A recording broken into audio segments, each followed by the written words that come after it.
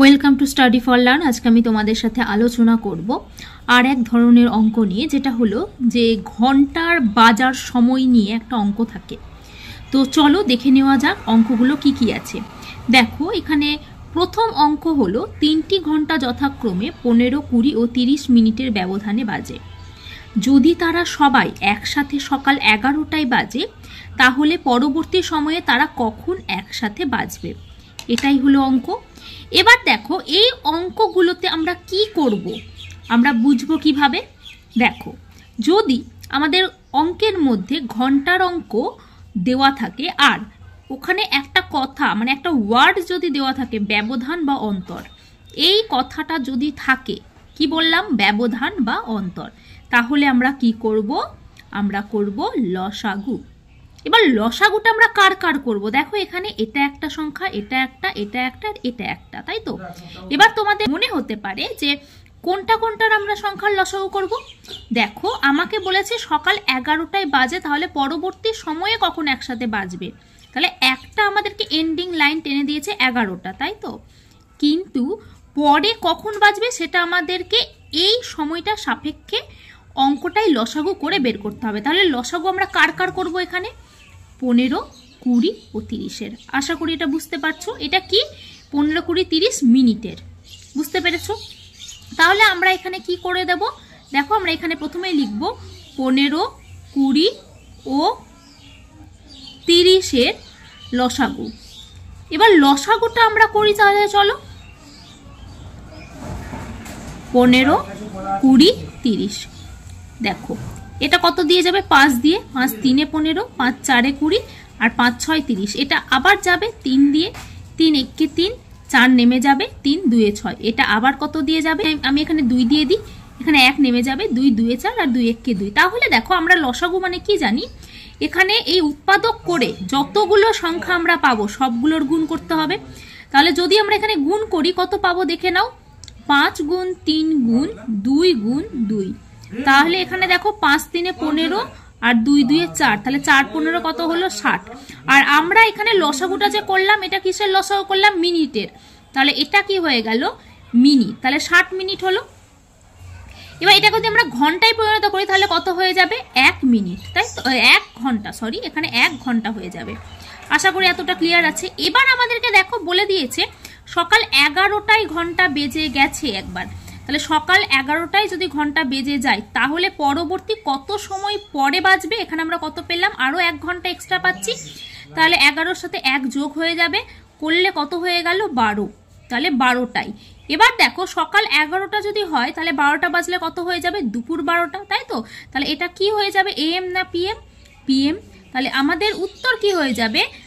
তাহলে পরবর্তী 12টা মানে দুপুর 12টা, তাহলে পরবর্তী দুপুর 12টায় তারা আবার একসাথে বাজবে। তাহলে এটাই হয়ে যাচ্ছে আমাদের উত্তর, আমরা পেয়ে গেলাম।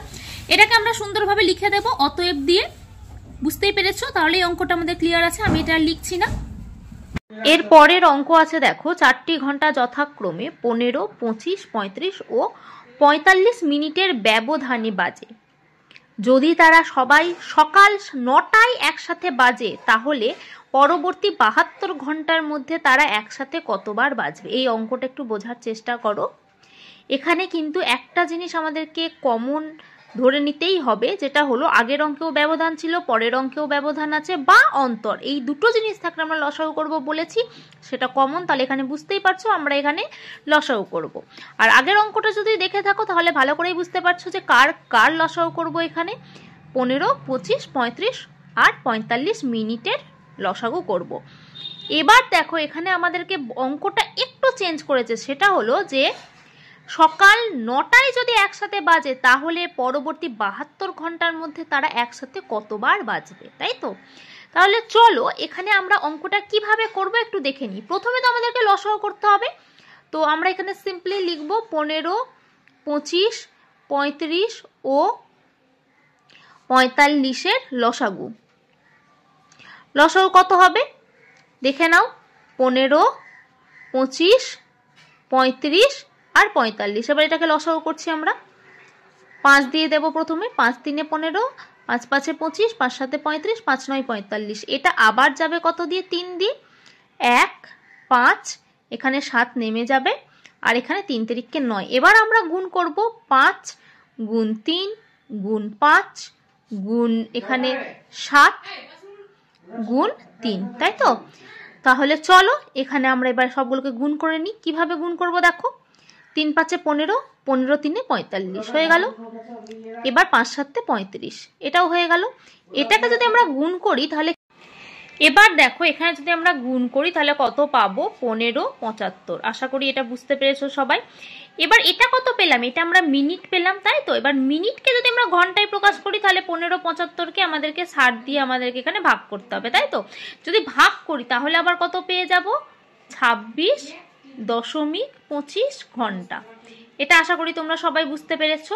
এবার দেখো অঙ্কটাই কিন্তু এবার ইন্টারেস্টিং ব্যাপার আছে। কোন জায়গাটাই বলো তো, আগের অঙ্কটাই কিন্তু ব্যাপারটা ছিল সিম্পল। কি ছিল, যে 9টায় বা 11টায় বাজার পরে আবার কখন বাজবে, তাহলে 11টার সঙ্গে আমরা যেটা বেরোলো ঘন্টা ওটাকে যোগ করে দিলেই উত্তর পেয়ে যাচ্ছিলাম। কিন্তু এখানে অঙ্ক আছে কি, 9টায় একসাথে বাজে, তাহলে পরবর্তী 72 ঘন্টার মধ্যে তারা একসাথে কতবার বাজবে। তাহলে 9টার এখানে আমাদের কোনো কিন্তু ভ্যালু নেই, তাহলে এটাকে আমরা ভুলে যাব। এবার বলেছে কি 72 ঘন্টার মধ্যে তারা একসাথে কতবার বাজবে, তখন আমরা কি করব, এই যে যেই আমরা সময়টা পেলাম 26.25, এটাকে আমরা কি করব, 72 দিয়ে ভাগ করব। কিভাবে, 72 বাই আমি এখানে 26.25 লিখে দেব। এবার কত হয়ে যাবে দেখো, এখানে আমরা যদি ভাগ করি পাবো 2 পয়েন্ট সামথিং পাবো, ঠিক আছে? তো যদি এবার আমরা 2 পয়েন্ট সামথিং পাই, আমরা কিন্তু ওই সামথিংটাকে ধরবো না, 2.74 পাবো, আমরা ধরবো কি পয়েন্টের আগে, তাই তো? তাহলে এই যে 2টা পেলাম, তো আমাদের এই 2 হয়ে যাবে আমাদেরকে 2 বার বাজবে, এটাই হয়ে যাবে আমাদের উত্তর। তাহলে এটাই হয়ে যাচ্ছে আমাদের কি অ্যানসার। আশা করি তোমরা বুঝতে পেরেছো। আর পরীক্ষায় এরকম অঙ্ক থাকলে কিন্তু ব্যাপারটাকে আগে বুঝে নেবে। যদি বলে যে কতবার একসাথে বাজবে, তখন আমরা কি করব, আমরা এরকম ভাবে যেই সময়টা দিয়ে দেবে, মানে কত ঘন্টার মধ্যে একটা দিয়ে দেবে, ওটার সাথে আমরা ঘন্টাটাকে ভাগ করব। আর যদি বলে যে একবার একসাথে বেজে যাওয়ার একটা টাইম দিয়ে দেবে, একবার একসাথে বেজে যাওয়ার পর আবার কখন একসাথে বাজবে, তখন আমরা যেই পয়েন্টটা আমাদেরকে এন্ডিং লাইন হিসেবে দেবে, সেই এন্ডিং লাইনটার সাথে যত ঘন্টা পাবো সেটাকে যোগ করে দেব। আশা করি এটা তোমরা সবাই বুঝতে পেরেছো। আজকের ভিডিওটা যদি তোমাদের ভালো লাগে, do like, share and subscribe this channel, আর পাশে থাকা নোটিফিকেশন বেল আইকনটি অবশ্যই প্রেস করে দিও, যাতে করে আমার পরবর্তী সমস্ত ভিডিও তোমাদের কাছে সঠিক সময়ে পৌঁছে যায়। ধন্যবাদ।